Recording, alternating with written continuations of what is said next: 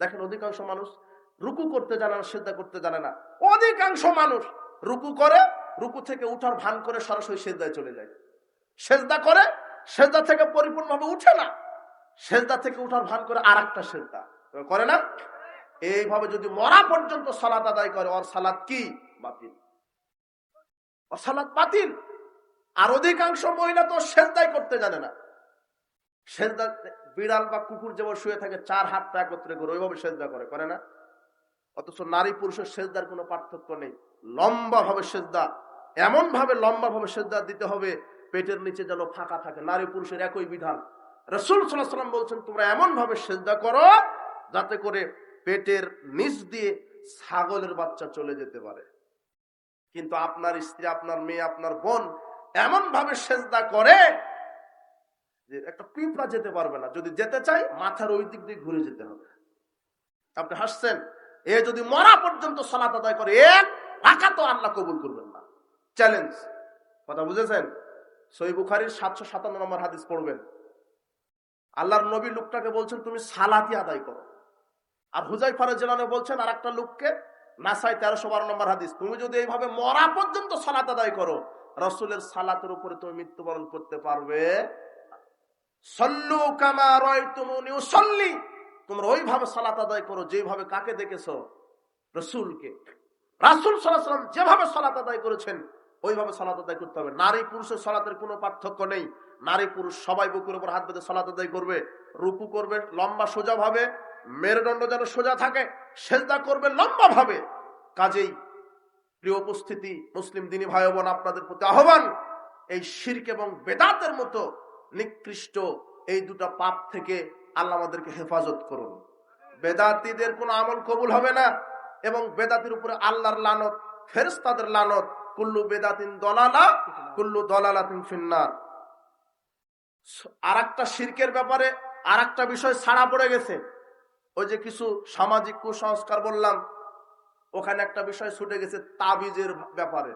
তাবিজ ঝুলানো শিরক। তাবিজ ঝুলানো কি? শিরক। ভালো ভালো মানুষ তাবিজ ঝুলায়, হজ করতে চলে গেছে তাবিজ নিয়ে হাতে কোমরে। ওই যদি মরা পর্যন্ত হজ করে, হজ কবুল হবে না। উকবা ইবনে আমির রাদিয়াল্লাহু আনহু বলছেন, আকবালা ইলাইহি রাজুলুন ইলা নবী সাল্লাল্লাহু আলাইহি ওয়াসাল্লাম, রাসূল সাল্লাল্লাহু আলাইহি ওয়াসাল্লামের কাছে 10 জন ব্যক্তি আসলেন ইসলাম কবুল করবেন বলে। কয়জন? 10 জন।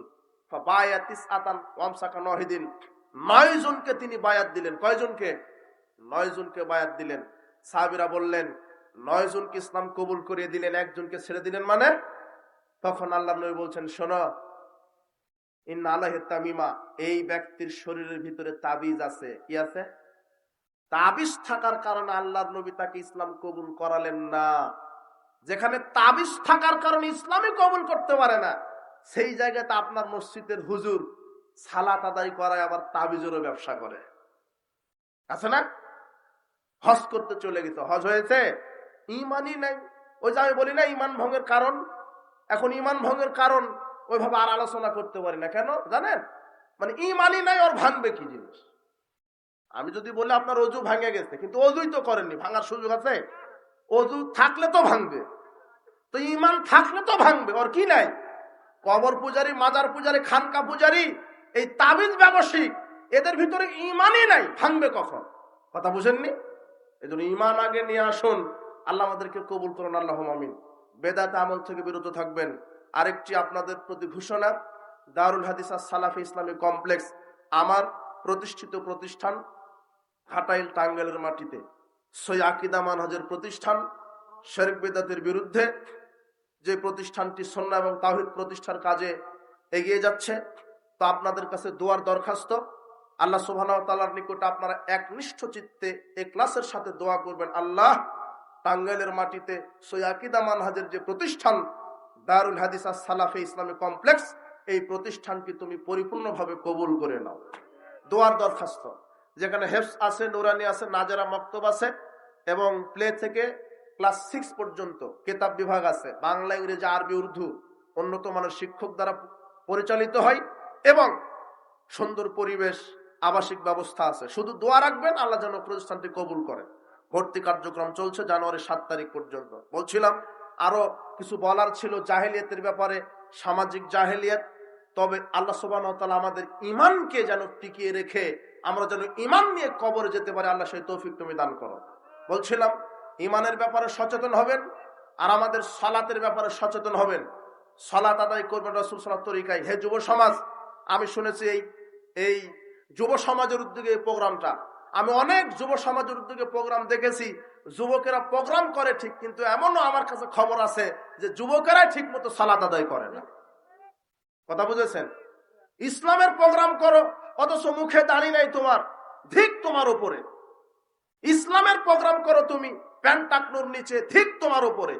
ইসলামের তুমি প্রোগ্রাম করো অথচ সালাত আদায় করো না, হে যুবক ঠিক তোমাকে। তুমি হবে 5 ওয়াক্ত সালাত আদায়কারী।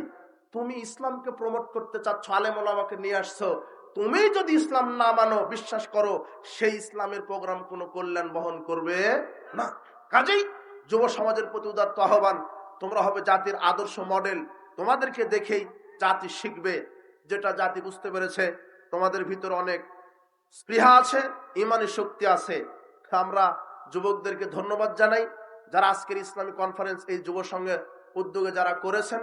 আল্লাহর নিকটে দোয়া করি, প্রতিপালক তুমি তাদেরকে তোমার সেনাবাহিনী হিসেবে তুমি কবুল করে নাও, তাদেরকে দুনিয়াতে কল্যাণ দান করো, যারা তাদেরকে হালাল রিজিকের ব্যবস্থা করে দাও। আর যারা অবিবাহিত আছে আল্লাহ তুমি তাদেরকে দ্রুত নেক স্ত্রী দিয়ে তাদের বিবাহের ব্যবস্থা করে দাও এবং তাদেরকে হালাল রুজির ব্যবস্থা করে দাও।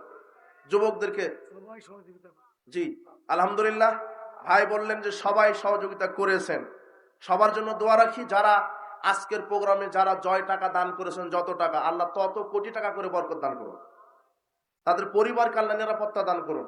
অনেক প্রবাসী ভাইরা আছেন, আমি অবাক হই তখন যখন আমাকে ছেলেরা বলে, স্কুল কলেজের ছেলেরা তারা ইসলামী জালসা করে, আমাদেরকে বলে যে ভাই আব্বা যে প্রতি মাসে 5,000 7,000 করে টাকা দিত, ওখান থেকে প্রতি মাসে কষ্ট করে টাকা জোগাড় করে দিনের পর দিন বছরের পর বছর টাকা গুছিয়ে জমা করে রেখে বছর শেষে আমরা প্রোগ্রাম করি। আলহামদুলিল্লাহ, দেখেছেন? বাপে পড়াশোনার জন্য টাকা দিত, ঢাকায় পড়ে, রাজশাহী পড়ে, চট্টগ্রামে পড়ে, বিভিন্ন জায়গায় পড়ে। এই যুবকেরা আমাদের কাছে এসে বলে আমরা এই কষ্টে জমানো টাকাগুলি দিয়ে একটা ডিম খেতে মন চেয়েছে খাইনি, এক প্লেট বিরিয়ানি খেতে মন চেয়েছে খাইনি, টাকাটা জমিয়েছি কি করার জন্য? এই জালসা করার জন্য। এরকম যুবক বাংলাদেশে অনেক আছে। আল্লাহ তুমি এই যুবকদেরকে ইসলামের উপরে তুমি কবুল করে দাও।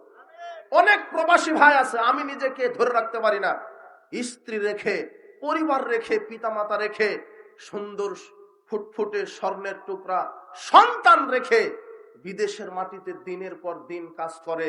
এই রক্ত উপার্জিত পয়সা এই বাংলাদেশে মসজিদ মাদ্রাসা জালসার কাজে তাদেরই অধিকাংশ টাকা ব্যয় হয়, হয় না?